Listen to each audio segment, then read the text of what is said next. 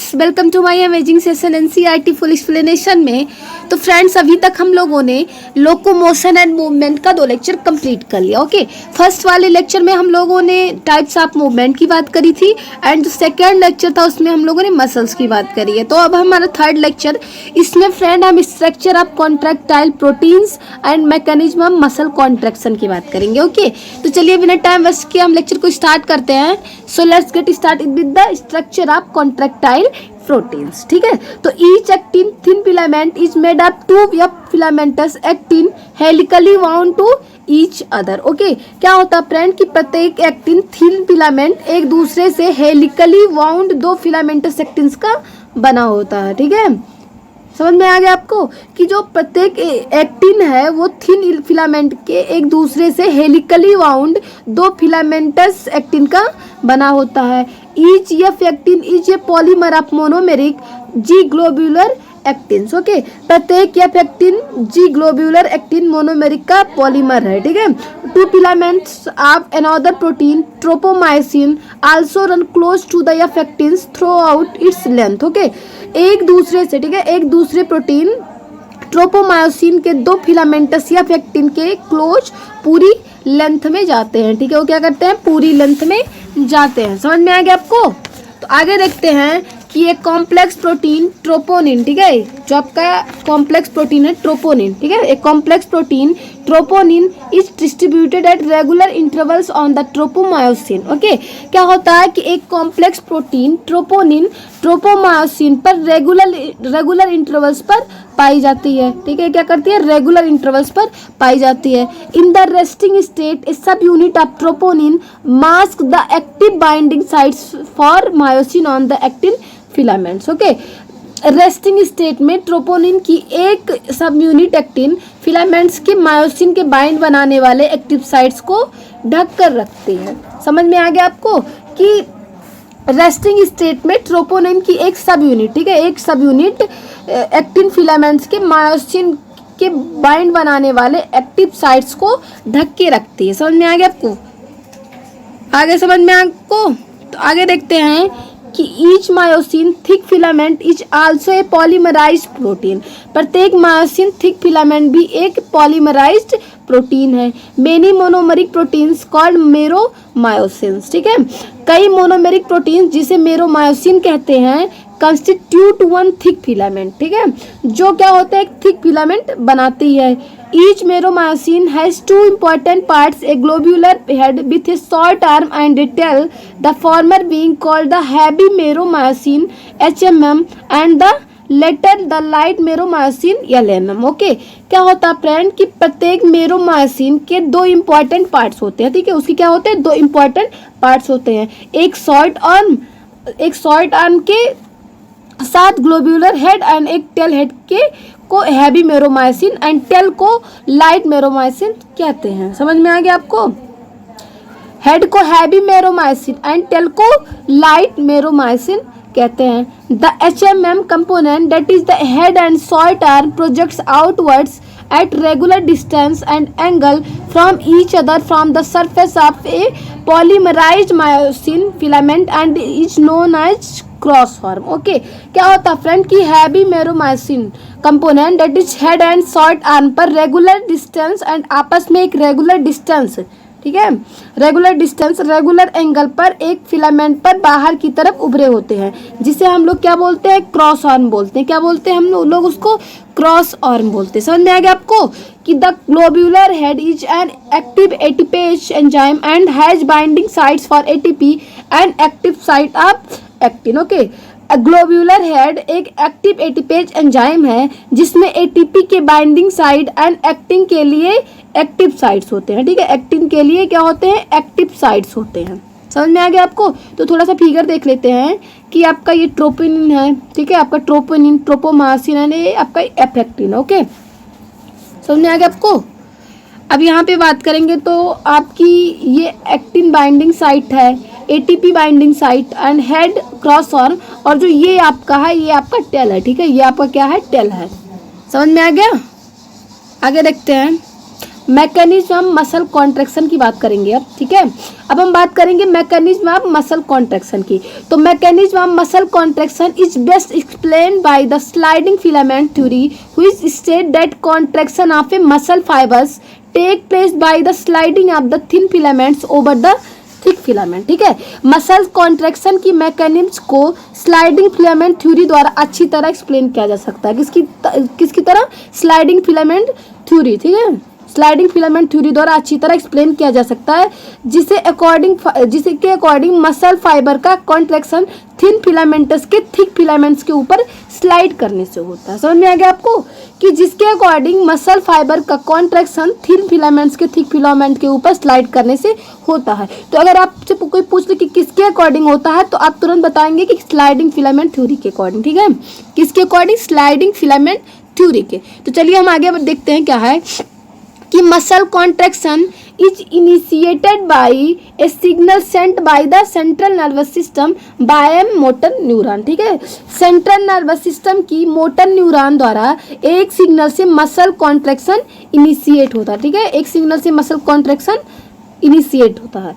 A motor neuron along with the muscle fibers connected to it constitute a motor unit। एक motor neuron and इससे muscle fibres एक motor unit का formation करते हैं। किसका formation करते हैं? एक मोटर यूनिट का फॉर्मेशन करते हैं। तो the junction between A motor neuron and the sarcolemma of the muscle fibre is called the neuromuscular junction और मोटर इंड प्लेट। ओके, क्या होता है कि motor neuron and muscle fibre के सार्कोलेमा की जंक्शन को मोटर इंड प्लान या क्या कहते हैं? मोटर इंड प्लान या न्यूरोमस्कुलर जंक्शन कहते हैं। क्या कहते हैं?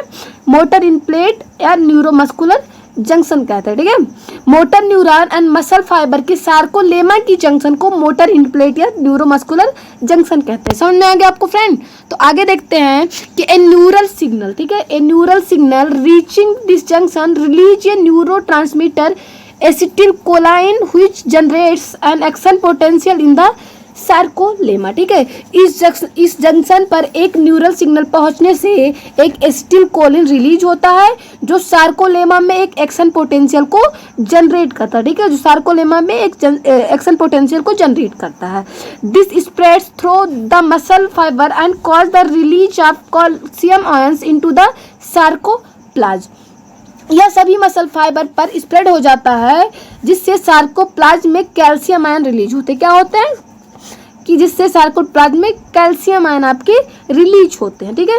तो increase in calcium ion levels leads to the binding of calcium with sub unit of troponin on active filaments and thereby remove the masking of active sites for myosin. Okay, क्या होता है friend कि calcium ions के level में increase होने से active filament पर troponin की सब यूनिट से कैल्शियम बाइंडिंग बनाकर एक्शन के ढके हुए एक्टिव साइट्स को क्या करता है? वो खोल देता है, ठीक है। उसके ढके हुए साइट को क्या करता है? ये खोल देता है। समझ में आ गया आपको? तो आगे देखते हैं कि utilizing the energy from ATP hydrolysis the myosin head now binds to the exposed active sites on actin to from a cross pitch, ठीक है। मैं आपको पहले ही बता चुकी हूँ कि ये क्या करते हैं कि कैल्शियम आयन के लेवल में इंक्रीज होने से, ठीक है, कैल्शियम आयन के लेवल में इंक्रीज होने से ये एक्टिन फिलामेंट पर ट्रोपोनिन की सब यूनिट से कैल्शियम बाइंडिंग बनाकर एक्टिन के ढके हुए एक्टिव साइट्स को खोल देता है। उसके बाद एटीपी के हाइड्रोलिसिस से प्राप्त एनर्जी का यूज कर मायोसिन हेड के एक्सपोज्ड एक्टिव साइट से क्रॉस ब्रिज बनाने के लिए क्या करते हैं? ये बाइंड हो जाते हैं, ठीक है। ये क्या करते हैं? बाइंड हो जाते हैं। समझ में आ गया आपको? तो चलिए आगे बढ़ते हैं, ठीक है। ये फिगर आप देख लीजिएगा, ठीक है, देख लीजिएगा, समझ में आ जाएगा आपको एक बार में। तो आगे देखते हैं कि this pulls the attach actin filaments towards the centre of A band. Okay, क्या होता है फ्रेंड कि इस बाइंड से attach actin filaments A band के सेंटर की तरफ खींचते हैं, ठीक है। क्या करते हैं? ए बैंड की सेंटर की तरफ खींचते हैं।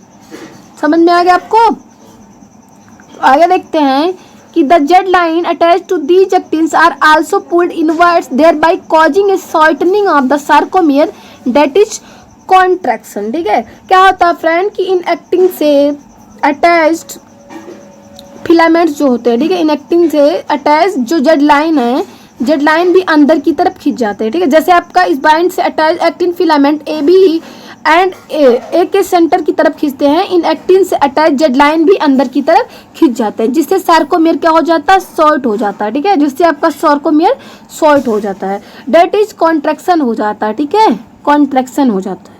समझ में आ गया आपको।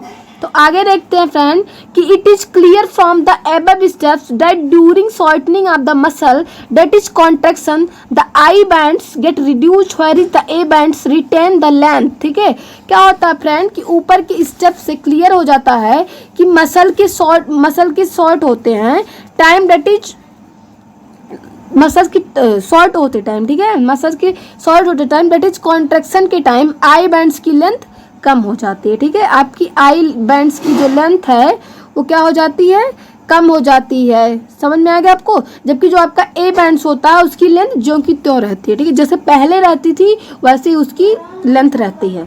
तो the myosin releasing the ADP and P1 goes back to its relax state, ठीक है।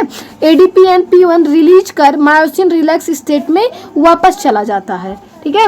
A new ATP binds and the cross bridge is broken, ठीक है। एक न्यू एटीपी के बाइंड होने से क्रॉस ब्रिज जो है वो टूटते हैं। The ATP is again hydrolysed by the myosin head and cycle of cross bridge formation and breakage is repeated causing further sliding, okay. क्या होता है फ्रेंड कि मायोसिन हेड एटीपी को हाइड्रोलाइसिस कर मसल्स की ओर कॉन्ट्रैक्शन के लिए एक्शन रिपीट करते हैं, ठीक है।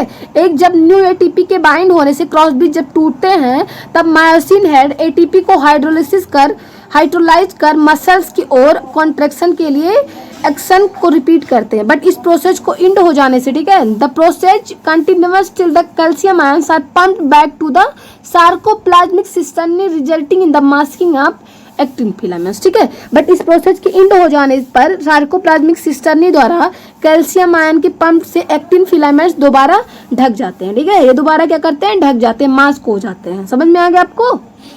तो आगे देखते हैं फ्रेंड कि this cause the return of Z lines back to their original position that is relaxation, ठीक है। इसके बाद जेड लाइंस अपने ओरिजिनल पोजीशन पर रिटर्न आ जाती है, दैट इज रिलैक्स हो जाती है, ठीक है। इसको आप क्या बोल सकते हो कि वो रिलैक्स हो जाती है, ठीक है। तो reaction time of the fibres can very in different muscles, ठीक है। डिफरेंट मसल में फाइबर्स की रिएक्शन टाइम में डिफरेंट हो सकता है, ठीक है। डिफरेंट मसल्स में फाइबर्स की जो रिएक्शन टाइम है वो डिफरेंट हो सकती है।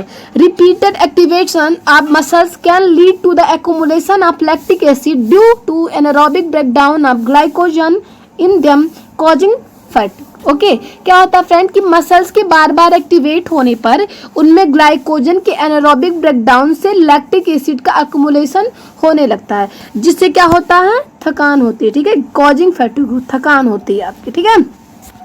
तो आगे देखते हैं फ्रेंड कि क्या है इसमें कि muscle contains red coloured oxygen storing pigment called myoglobin. Muscles में ऑक्सीजन स्टोर करने वाला रेड कलर का एक पिगमेंट जिसको हम लोग क्या बोलते हैं, मायोग्लोबिन बोलते हैं। क्या बोलते हैं उसको फ्रेंड, मायोग्लोबिन बोलते हैं, ठीक है। तो myoglobin content is high in some of the muscle which gives a reddish appearance, ठीक है।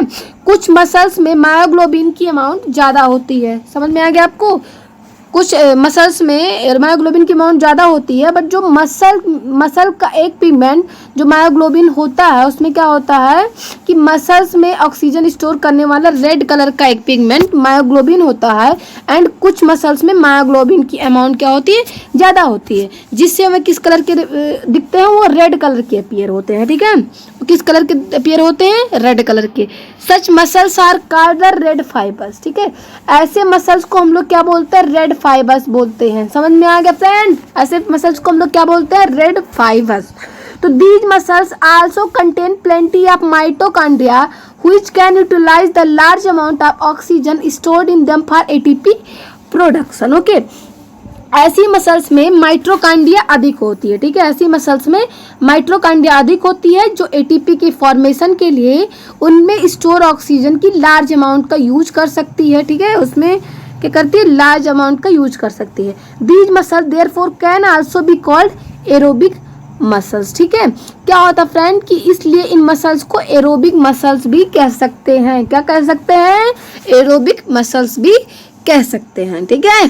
तो on the other hand some of the muscles possess very less quantity of myoglobin and therefore appear pale और whitish, ठीक है।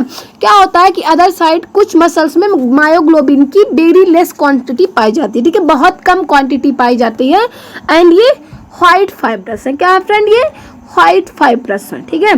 तो number of mitochondria are also few in them but the amount of sarcoplasmic reticulum is high, ठीक है। इनमें mitochondria तो कम होती है बट सार्कोप्लाज्मिक रेटिकुलम अधिक अमाउंट में होता है, ठीक है। ये इंपॉर्टेंट आप याद रखिएगा कि जो इनमें क्या होता है कि माइटोकॉन्ड्रिया तो कम होती है बट सार्कोप्लाज्मिक रेटिकुलम जो है वो अधिक अमाउंट में होता है। The depend on anaerobic process for energy, ये क्या होता है कि एनर्जी के लिए एनरोबिक प्रोसेस पर डिपेंड होती है, ठीक है। ये एनर्जी के लिए एनरोबिक प्रोसेस पर डिपेंड होती है। तो फ्रेंड्स आज का लेक्चर हम यहीं पे समाप्त करते हैं। Thank you.